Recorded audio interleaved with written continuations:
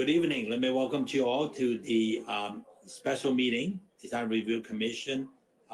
Today is December 20th, Monday. It is now 6:35, and I'd like to call the meeting to order.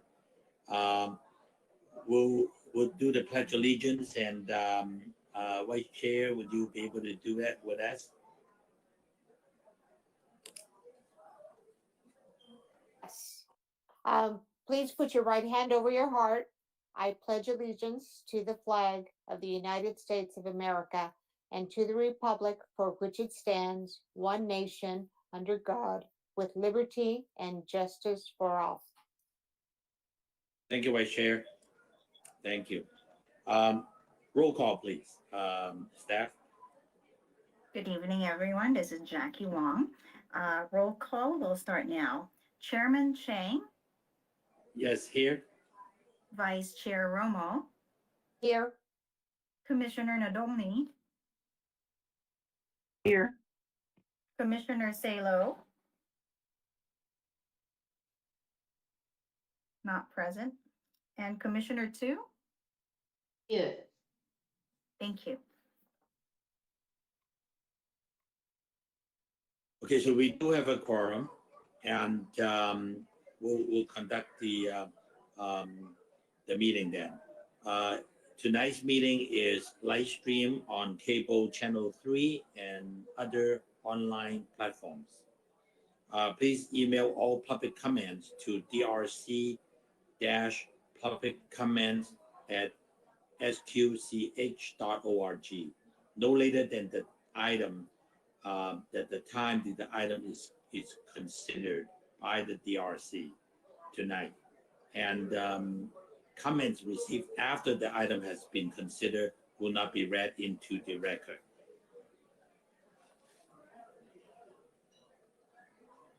The comments will be read by Assistant Jackie Wong for up to 3 minutes each. To prevent an overlapping of comments, each commissioner will be called upon to speak. This is the time set aside for members of the public to address the Design Review Commission on items of interest that are not on the agenda, but are within the subject matter jurisdiction of the Commission. Pursuant to Brown Act, the Design Review Commission cannot answer any questions or taken any action until such items as the matter may appear on an item on the future agenda. Assistant Jackie Wong, is there any person presented or any public comments received? We did not receive any public comment for this item, Chairman. Thank you very much. And we'll move on to item number 2, consent calendar. All consent calendar items are considered routine, and recommendations will be approved in one motion unless a member of the Design Review Commissioner or public requests separate discussion. Any commissioners would like to pull any items from the consent agenda? Chair Chang. Yes, Vice Chair Romo. I do have a correction for the minutes. Yes, okay. Can you please identify it for us? Sure. On page 3 of the minutes, on item number 3, it says the bollards in front of the artwork must be removed and relocated to satisfy any bike parking requirements. I would like to recommend that we change it to say the bike rack bollards, to insert bike rack in between the and bollards, and then at the end of the sentence write another sentence to state other bollards that cannot be used as a bike rack can be installed in front of the artwork. That was something that we had discussed at length, potential bollards with lights. So the way it reads right now, it doesn't doesn't seem like other bollards would be allowed. I see. Okay, so Samantha and or Jackie, did you get the comments and the correction? Yes, so noted, Chairman. Noted. Thank you. Thank you. Okay, good. Any other comments from any other commissioner?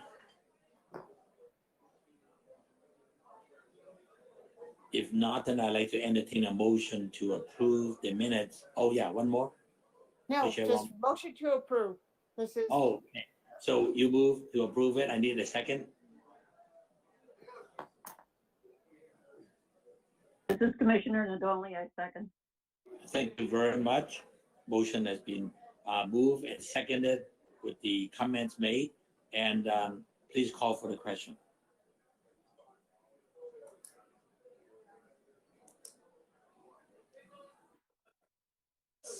Samantha, you're gonna call the question? You're gonna call the vote, or it's Jackie gonna do it? Yes, I will call the vote. Chairman Chang? I will abstain because I was not there. Okay. Vice Chair Romo?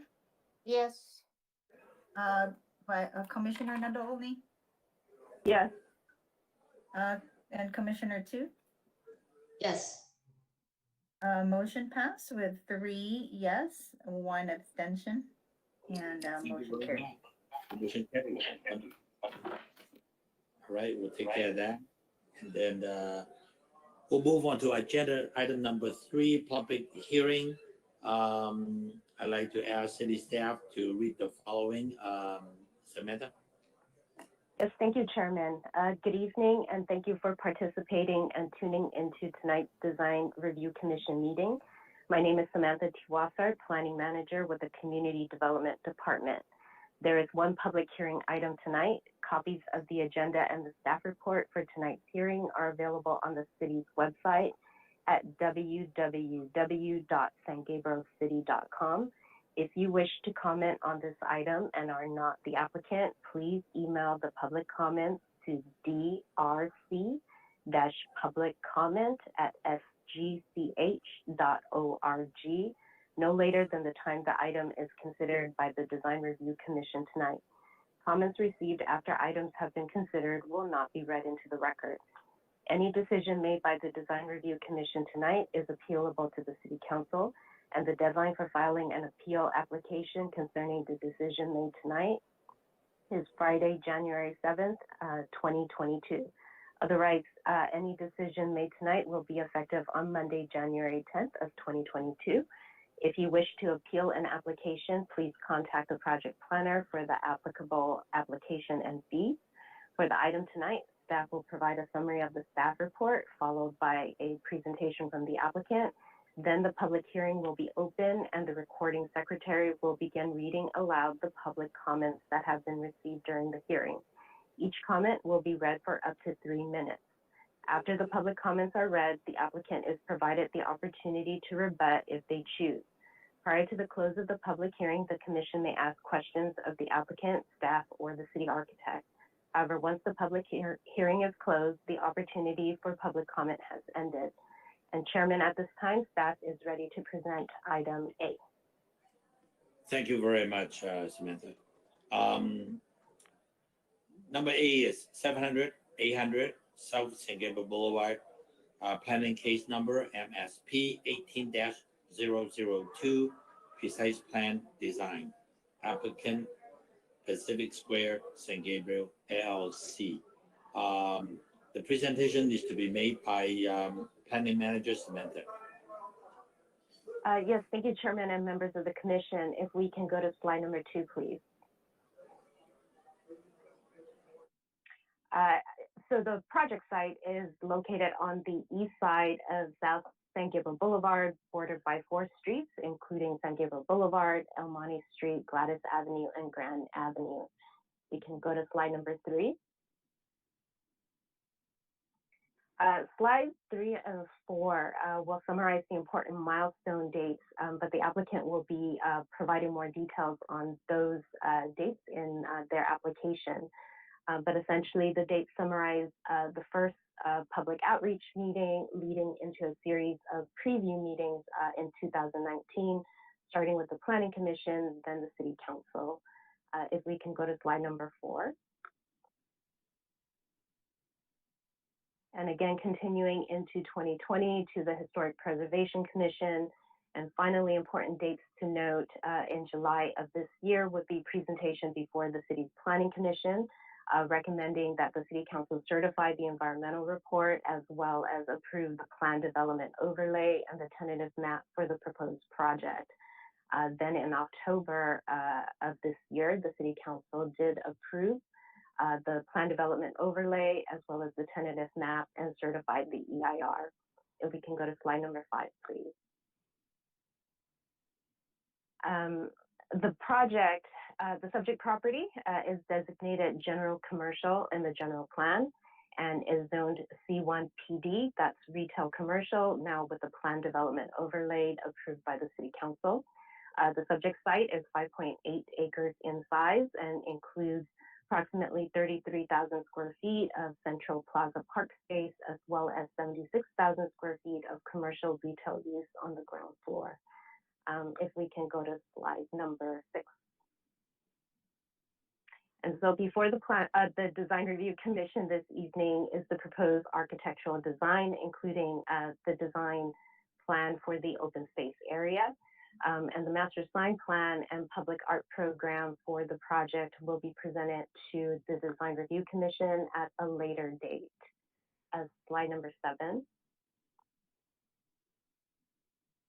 Public notification for this meeting was provided in the San Gabriel Sun newspaper, as well as through mailing within a 500 feet radius and posting at the subject site. If we can go to slide 8. So the recommendation before the Design Review Commission this evening is to adopt a resolution approving planning case number PPD 18-002 for a new mixed-use development subject to the recommended conditions of approval.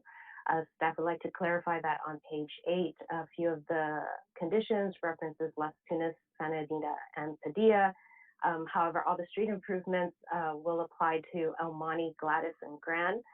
To be consistent with the conditions included in the development agreement as approved by the City Council, and the final conditions of approval provided to the Design Review Commission for execution will reflect those corrected street names. So staff did want to mention that. On the call this evening is Ken Lee on behalf of the property owner, along with other members of their development team. Ken and his team will be providing a detailed presentation on the proposed design. This is the reason why staff's presentation was relatively brief. Ken and his team will be providing a very detailed presentation on the proposed project design, including the details that have been updated since the 2 preview meetings that occurred earlier this year. And so with that, this concludes staff's presentation. Staff is available for questions as well as the city architect. Chairman, you're on mute. You're right, I was on mute. Sorry about that. And so thank you for your report. And I guess to the commissioners, I'll go through it quickly and see if we have any particular question for staff. Commissioner Tu, any question for staff? No, I don't have question for staff. Thank you. Commissioner Nadoni, any question for staff? No questions for staff, thanks. Thank you very much. Vice Chair Romo, any question for staff? No questions. Thank you. I don't have any question for staff also. So we'll move on to the public portion of the meeting. I understand that Mr. Lee is going to be doing the presentation. Understanding that we reviewed this project 2 times already, and I'd like you to highlight if there is any changes you have made since we spoke last, and then just concentrate on those particular issues, and then we can keep the meeting moving quickly. So go ahead, Mr. Lee. Thank you, Chair Chang, Vice Chair Romer, and Commissioners Nathan and Tu. Yes, We do definitely want to keep our presentation short. It has been 9 months since we were last in front of you. I did want to give you a little bit of refresh on some key elements, including the community engagement process. But just to reintroduce myself, I'm Ken Lee, Vice President of Development for Pacific Plaza Premier Development Group, and I'm representing the owners of Pacific Square San Gabriel. We are very excited to be back before you, as we're hoping that tonight will be the last and final stop along our 5-year-long journey to secure entitlements for this project. But as all of our team will tell you, this journey, as long as it has been well worth the trip, including the time and energy and resources, because the community engagement process in particular has been very important, and it's resulted in refinement of the project and also helped us really develop a program for what we're offering to the community. I'll be briefly touching on that process as a refresh before I hand the presentation over to Mr. Rick Abe from Media Portfolio, who's going to provide a more detailed design presentation, including how we've responded to comments that we've heard from this commission, as well as staff and the city architect. Also wanted to express our appreciation for the stellar work of your highly professional staff, especially Samantha Tuasart, and before he left, Matt Chang, but also of your city architect, Ron Nestor from WHA. We also wanted to thank each of you for making yourselves available for tonight's special meeting. As Chair Chang was saying, this is a busy time of the year. And so thank you for making yourselves available just days before Christmas. You should have in front of you, or should have received, 2 packets, a 21 by 30 architectural set and 11 by 17 supplemental book, both of which Rick Abe will be referring to during this presentation. And in the next slide, I'd like to reintroduce our team to you. Next slide, please. And I'll just go over this very quickly for tonight. Ownership is Pacific Square San Gabriel, represented by myself, and Media Portfolio and SLA Architects, Simon Lee and Associates, who will be also available for this presentation. Rick Abe will be co-presenting with me, and also on the line is Simon Lee and Tim Fan from SLA Architects. And you can see the rest of our project team here. Next slide, please.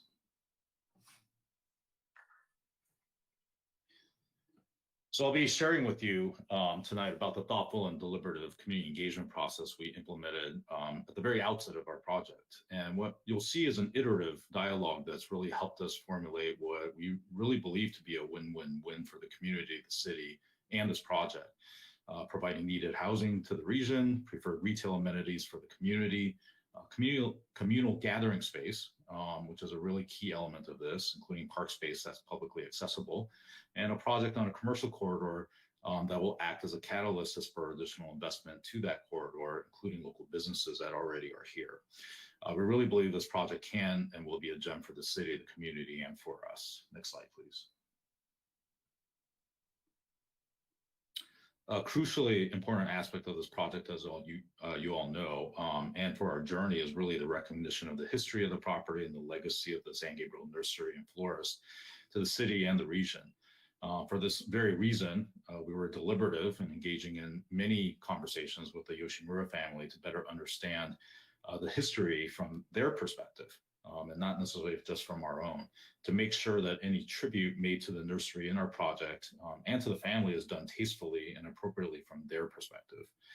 The history of the property is really also informed and guided how we've engaged the community and designed the project, as you'll hear about from Rick Abe, including public art concepts that seek to tell the story of the property. Next slide, please. So I'm going to walk you through a little bit of timeline, and I'll try to do this as quickly as possible. I'm not going to go through every bit point by point. I think what we're just really trying to show you is what this 5-year-long journey has looked like, especially the stops we've made along the way, particularly in terms of how we engaged both the community and the various commissions during our previews. And so we began our journey in late 2016 when we purchased the property 5 years ago. Next slide, please. And we engaged the community right after, early and often, through stakeholder interviews to community workshops. And during these workshops, early on, we really just wanted to hear what the community's goals for the property were before we put pen to paper. Next slide, please. And here you can just see a photo from one of the early workshops, and you can sort of make out that there were stations throughout the room. The whole point being we didn't want to just talk at the community, but what we were focused on was prioritizing dialogue over presentation. And so minus a brief intro from our team about the process and the property, we set up 4 stations around the room for each of these workshops and allowed for community dialogue to occur one-on-one, while also taking input through index cards and post-it notes and various other mediums as well. Next slide, please. We use various tools for advertisement of the workshops, including postcards and a number of other tools, including door hangers around the neighborhood that we walked. And we also provided surveys to solicit community input early on about retail preferences, which was really important because that really helped shape much of the design around retail rather than the other way around, which is what we're all used to seeing. Next slide, please. And some key themes from the workshops, and you've seen this slide before, we're really focused on community and heritage, as we've talked about, retail and dining, which the community was very focused on what amenities and offerings would be provided, community space, as we've talked about also, and of course, project impacts. Next slide, please. We also use the opportunity to ask about the importance of creating public spaces in our project and what amenities in those spaces would be provided, as well as how to program these areas. And we've talked about night markets, farmers markets, and other types of events that could occur there, including concerts in the park, including as part of the city's Summer Nights series as well. Next slide, please. And here you'll see a snapshot of a dedicated website we created where the public could access project updates and information, as well as documents from the workshops themselves, including the presentations and summary notes that we provided. Next slide, please. And of course, during later workshops, we shared early conceptual renderings of the project to show how we incorporated community input. It was important for us to go back and really provide feedback loops in terms of how we incorporated their input into the project design and how they felt about that as well. Next slide, please. Including different perspectives of the project. This is the southwest corner. Next slide, please. And as you know, we're proposing a fitness center on the northwest corner as well. Next slide. So just taking you through the rest of the timeline, this is where it's going to get a little bit busy. And I'm just going to ask if we can advance to, let's see, slide, I believe it's 17. Right. So go ahead, you can go to 18. I'm not going to walk you through every step of this, but I will tell you that obviously after our workshops, we kicked off the actual process itself. I mean, it took us a year and a half just to get to application submittal, kick off the EIR process, but we weren't done there. This is when the preview started, including Planning Commission and City Council in the spring and summer of 2019. After that, we did community walk-in knocks where we actually talked to neighbors, residential neighbors. We did a second round of interviews with stakeholders before we went to a third community workshop at the end of 2019. And then we went out to the business community around the project and did walk-in knocks and talked with the community as well. And then, as you all know, because that was February, COVID hit. And so we had to pivot in terms of how we were going to engage the community. We didn't want to stop engaging in the community though. So even though we were going to do a physical tour of the project and the property, we decided that wasn't in the community's best interest. And so we held a virtual tour.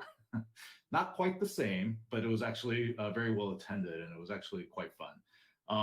And then from there, we did make a pit stop with the Historic Preservation and Cultural Resources Commission and gained some valuable input from them. And we also engaged in a COVID retail session, which your city staff, Domenica, participated in, along with the California Restaurants Association. I bring that up because obviously what we wanted to do was make sure our project wasn't obsolete from the get-go in terms of how we were responding to COVID and potential future pandemics. And from there, we made pit stops with you. So that was in February and March of 2021 this year. And before we went to the Planning Commission for our first hearing, we did a project preview pop-up, which I'll talk about in a second. We did receive approval from Planning Commission and went to City Council and received approval, and then went to the second reading. And we're here tonight. So it has been a long journey, but as I said, a labor of love for us. Next slide. And just as kind of a fun thing, I'll share with you that right before the Planning Commission, and this is just when everybody was so restless to get back outside and talk with their neighbors, we held a project preview pop-up on the property. We rolled out artificial turf and canopies. We had Nomad Ice Pops tea at Gladys from down the street. Cheers from across the street even provided beer and wine and gave out chalices. And we had Pusianos providing sandwiches as well. And I just say that it was very well attended. We can say about 100 or so people attended because Jeff from Nomad Ice Pop said he gave out 100 ice pops. But it was a great time for us to actually go back and engage even the community in little small groups. I stood in front of one of the project images showing the site plan, and just in kind of little groups that came by, and I was talking with a lot of folks, and they were very excited about the project. In fact, a lot of them thought that the project just died because the property had sat vacant for so long. So they were excited to know that the project was continuing. Next slide. So on that note, I am going to hand it over to Mr. Rick Abe from its media portfolio, who's going to walk you through the design presentation. Rick? Thanks, Ken. And thank you, Chairman Chang and members of the DRC. What a pleasure to be in front of you tonight. And we thank you for, obviously, for taking your time during this busy week. The first thing I thought I would do is I would show you a updated video of the project. And Adam, why don't we go ahead and click on that? There's no sound to this, so I'll speak over a bit. This represents in kind of different chapters the animation of through the project. The intention here is to give you a sense of scale to what we were working with, and to give you a visual understanding of some of the refinements that have been done since we've seen you last in February and March. A lot of the refinement is in direct response to the comments that were made during our DRC preview and working with the city architect. But as Ken mentioned, a lot of the genesis of the project really came from our interaction with the community as well. One of the benefits of going through this process was our ability to sit with the San Gabriel Nursery and our discussion about including a tribute grove to their contribution and their relationship with the San Gabriel community. And the intention here was to give them a respectful but authentic and genuine tribute to who they are and what they've contributed.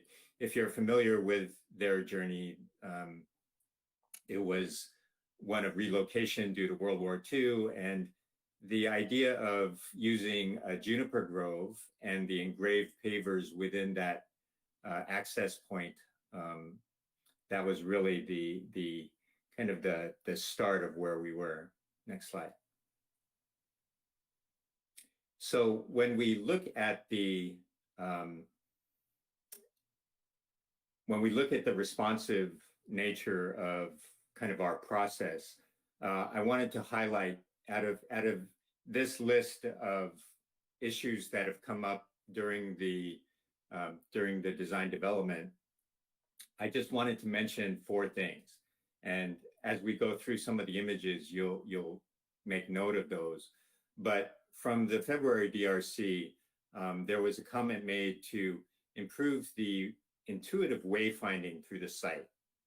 And you'll see that I'll point out with the site plan that led to a sensitivity towards color, towards paving, towards landscape. And then the second thing from February was the addressing the Gladys Avenue elevation, which we plan to do through a treatment of public art. And we've designed multiple pieces of public art for different cities, and the key to creating a reasonable public art piece is to allow it to be integrated with the development. And I'll make note of that. From the March DRC, there were two items. One was the supermarket operations and the way that the Paseo needed to be responsive to circulation and the elevators and so forth, which we did, and I'll show you that. And then the other aspect was, what about the retail along San Gabriel Boulevard? And at that time, during that DRC, we made mention of the concept of allowing customization through a kit of parts, but it was just a mention, and we had a couple of renderings that spoke to that, but I'll go into that a little bit deeper. Next slide, please. So the first thing that I'll show you is the site plan that you saw back in February and March. Please trigger the build. press the start space key.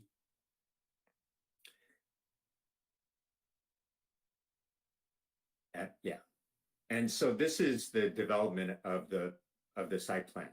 So the first thing that's evident is the development and the refinement of how the paving patterns and landscape and buildings kind of work together, and that largely was in response to the idea where we wanted to intuitively create a kind of a motion and a flow to the site. So whether they're the paseos that lead out to the sidewalk, or they're the paving patterns and the colors that kind of link the north and south sides of the project together, all of this while adding scale and providing a kind of a fabric that the landscape can relate to. Next slide, please. The other thing that we did maintain is the basic materials and finishes of the project. We're using higher end materials, both in terms of the exterior of the building as well as the landscape and pavers. Next slide, please. The aluminum panels shown in the colors and the composite wood on the ground floor, they're really meant to integrate together. These three slides that I'm going to show you right now, you've seen before, but they introduce the idea of the kit of parts for identification and within the individual retail spaces, and the issue of what happens after a pandemic. Next slide, please. So the idea was founded here, and you saw this image before, but the idea of activating the street, of creating a flexibility of the storefront line that would allow for greater outdoor dining. It's so relevant today, even more so than it was 6 months ago, and definitely more than 2 years ago. You could see the viability and the relevance of creating an opportunity where not only can you customize the signage and the look and feel of the space, but you could actually alter the storefront line to allow for more outdoor seating. Next slide, please. And we showed you this in some reference images where the use of garage doors and retractable windows and outdoor amenity that all plays together. Next slide, please. So we started to break that down a little bit. And this slide shows you the kind of the vocabulary that we were alluding to back when we met with you in February, where we're saying, okay, there are, because we don't know who the tenant is, then there has to be a design vocabulary that can be chosen by the different tenants and still work together. So whether those are different colored awnings, the palette of colors needs to be able to work together. If the storefront is variable in terms of depth, then what does that mean to like the guardrails and the way that the signage relates? So we've given thought to that, and it will be fleshed out even more when we create the sign program. But there are multiple sign types that are available to each tenant, with the idea that all of this kit of parts works together. So it doesn't look disparate. It looks integrated, but it allows for diversity within the elevation. Next slide, please.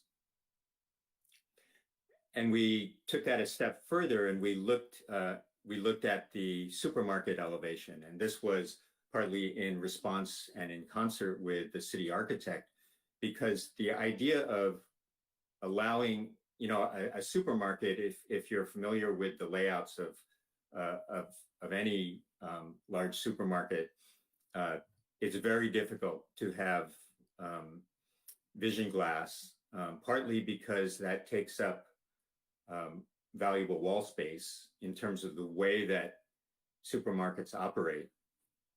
And then it also affects the amount of natural light that comes into a space.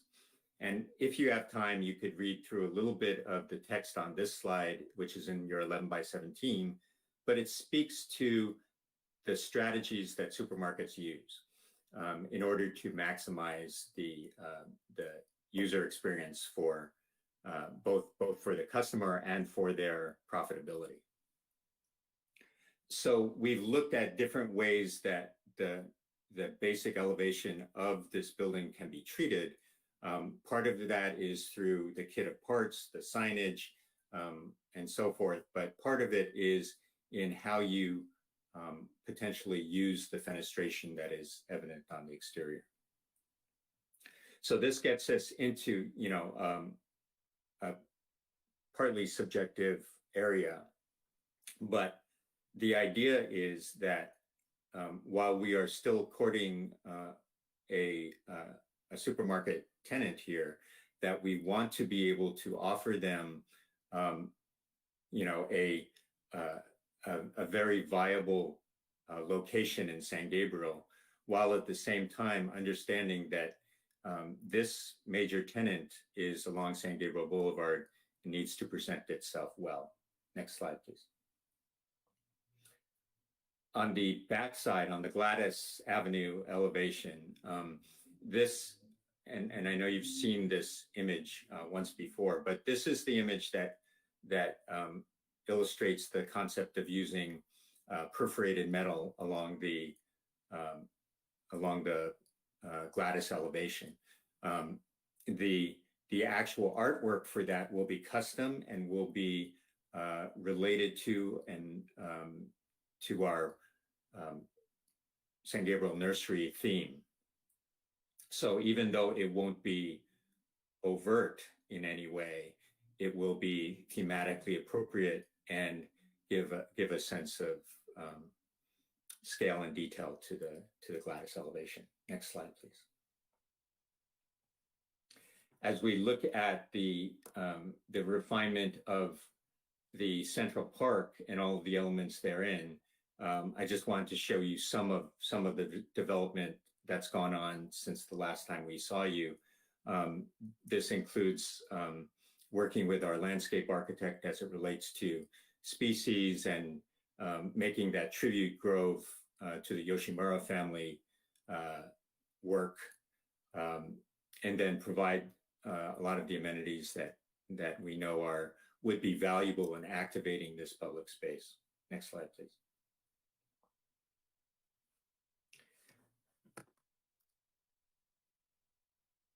And these are some of the palette that we've looked at. Next slide, please. All of which we are still in dialogue with to meet all the criteria that we have. When we were in front of the Planning Commission, we created this slide, which illustrates the park that's adjacent to City Hall that we're all familiar with. And we showed this because the square footage is generally similar to what we're talking about in the Central Park. So by providing and giving over a public space that allows for community activity and activation, we feel that this size is very appropriate. Next slide, please. So here are a couple of images of the Central Park and highlighting some of the amenities. I think what I wanted to show here is the axial relationship between the Juniper Grove, which we're calling the Tribute Grove, which allows for engraved pavers and a higher end paver that terminates in kind of that central section of the open space and a water feature. Next slide, please. And this is a more recent rendering of the space, an aerial view. I have a few renderings that we created just for this presentation, just to give you a understanding and a more accurate view of kind of the scale and intention. Next slide, please. I wanted to touch briefly on things you haven't seen. So these are the two residential courtyards on the upper floor. So these would be the courtyards that are available to the residential tenants. These aren't public, but they allow for space between units, so that the entire idea of creating this kind of courtyard development for the upper floors allows for better air circulation, better views even on the interior of the project, and a more cohesive design. Next slide, please. So this is so you've seen the north side, and this is the south side. The courtyard's a little bit bigger, but in each case, our intention is to have trellises, landscape amenity, and water feature. Next slide, please. And in like manner, we've been developing the landscape palette for that. Nowadays, you have to meet the MWILO requirements, of course, but we're still trying to create a textured and colorful palette within that. Next slide, please. So we're down to the last three slides. This one is the context renderings that were used pretty much in the environmental impact report. You'll note that in the upper left rendering, the view to the Central Park, the cafes that flank that entry condition were partly in response to our understanding of kind of creating a consistency in the footprints.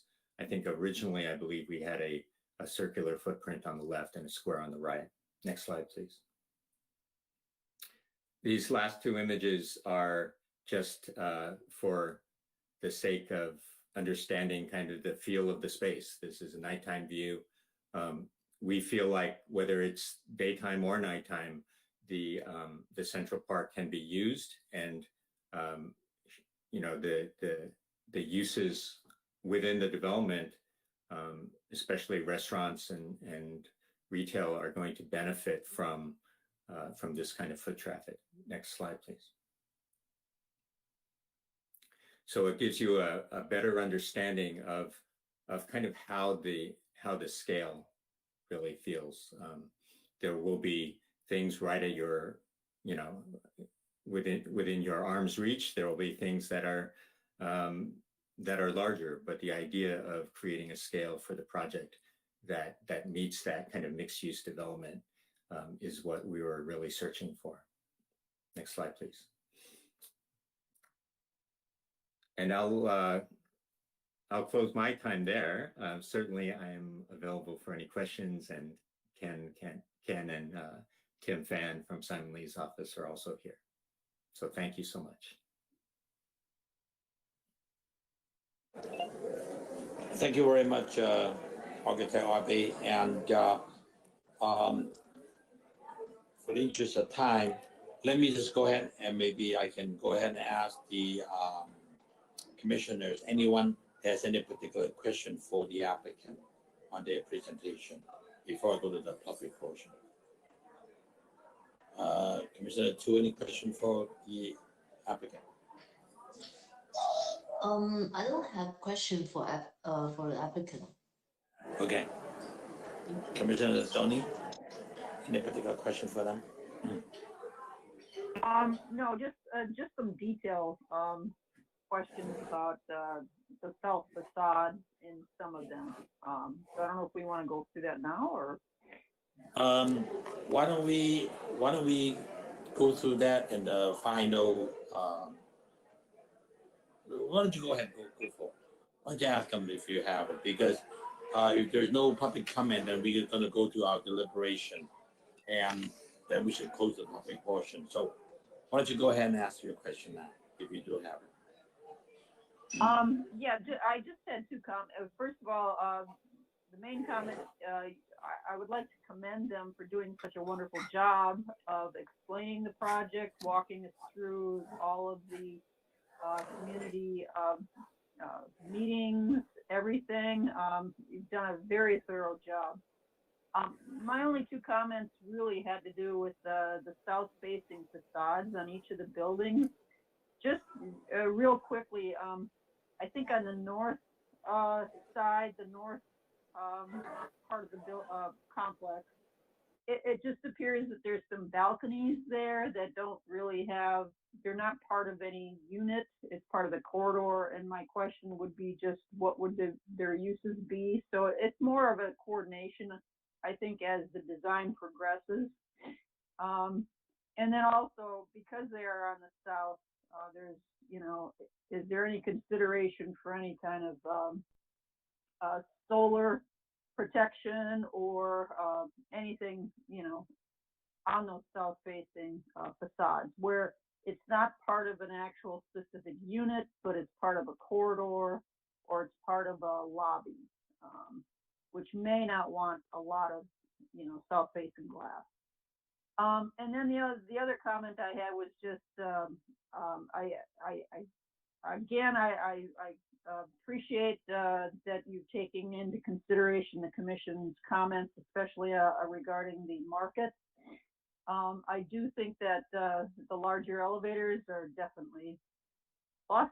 I'm happy that you made that work. I do think, though, that will be carts out in the Netherlands regions of the parking, and I would just recommend that maybe one or two of the parking spaces be given over to cart return. Those are my only two comments. Other than I think it's going to be a wonderful project. Thank you.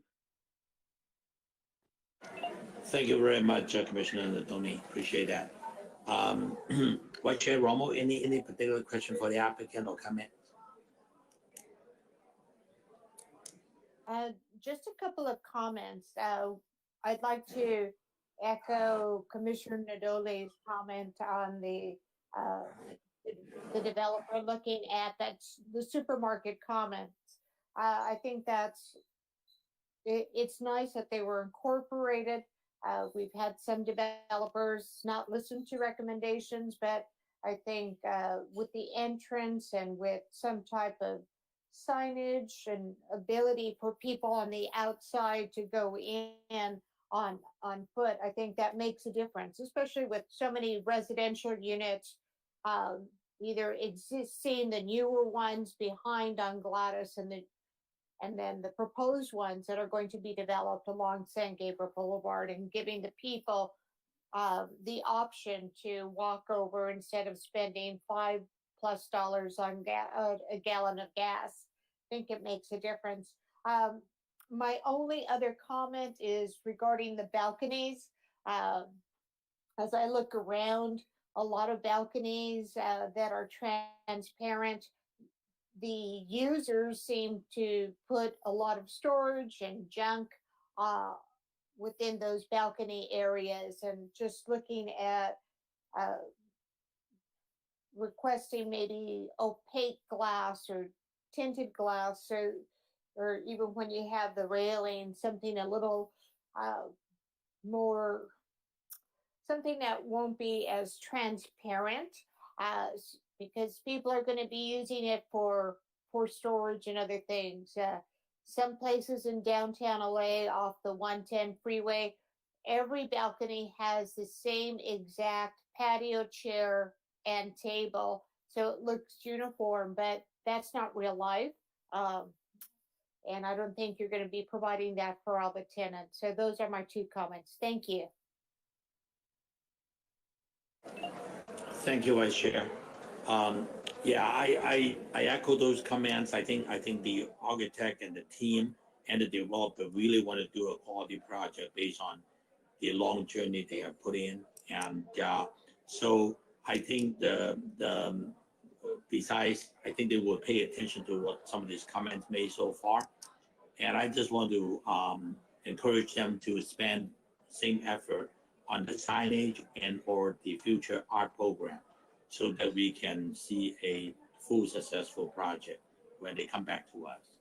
So those are the comments I made. So with that said, I'd like to ask Assistant Jackie Wong, did you receive any comment from the general public that you can read into the minutes? We did not receive any public comments for this item, Chairman. Thank you very much. Evidently, they have met the public so many times already, so that's all good. So I think we kind of cover most everything else. Any other comment from staff, city architect or staff? Do you want to make any comment before I close the public hearing and call the vote? No comments from staff. Ron, any comment? I think they've done a very good job and they've responded very well to our comments. I appreciate that. Thank you for working with them to address all the comments made throughout. This is the third round. So with that said, I'd like to close the public portion of the meeting, and I'd like to entertain a motion for, it looks like there's going to be approval. So can somebody make a motion for approval, please? This is Vice Thank Chair Romo. Yes. I'd like to move to approve the project. Per city's recommendation of conditions and all of that, right? Okay. Correct. So Correct. with that said, I'd like to entertain a second on that motion. This is Commissioner Tu. I second. Thank you, Commissioner Tu. So it's been moved and seconded. I'd like to call for the question. Staff, please call for the question. Okay, Chairman Chang, Yes. Vice Chair Romo, Yes. Commissioner Nadolny, Yes. and Commissioner Tu. Yes. The motion is carried 4-0, 4 yes, 1 absent, and motion passed. Thank you. Motion passed. Thank you very much. I really appreciate your participation in this more challenging time because of all the holidays and everything else. But I want to congratulate the team for a job well done. I want to congratulate the city staff working closely with them for the last 5 years to make this happen, to bring this thing home to the goal line. So I want to thank you all. And let me see, do I have any other? Okay, so this concludes the public portion of the meeting, and I'll just ask any comment from the planning manager. Thank you, Chair Chang and members of the Commission. On behalf of the planning team, just want to wish the Commission happy holidays and thank you so much for spending the time for this special meeting this evening. And that's it, Chairman. Great. Any other comments from commissioners regarding reports and or conference meeting attended? Anybody? Yes, Vice Chair Rama. Yes, I just have a quick, very sad note. And Chairman Chang and Commissioner Nadoli, Lucita Chong, former planning manager for the city of San Gabriel, passed away last week. And this is something of, sadness to the San Gabriel community because she worked diligently as planning manager for the city. And she was the first one at that time to elevate planning and get things organized for the city and set a good example for staff. She was my friend and my co-worker. We shared an office upstairs and she will be missed dearly. So I just wanted to kind of close this meeting in memory of her. So thank you. Thank you, Vice Chair. I just want to make one comment. As we realize that the pandemic, the worldwide pandemic, is not leaving us that soon. We thought that a year will be fine. Now a year and a half, is still kind of hanging around. So what I want to share with the commissioners and planning staff and all the general public is that when we have our chance to do the best we can to help each other, support each other, and take care of yourself and your family, it probably is the most important thing that happens now. That we need to value everybody around us and give condolences to our family. And but I just want to wish that the pandemic will leave us soon, that we can come back and see each other in person and shake your hands and share our life together. So I just want to share that with you, and I thank you for spending your extra effort and time helping the community. And I just want to wish you and your family a safe and healthy and prosperous new year coming. So I just want to conclude it by saying this note. Anyone else? If not,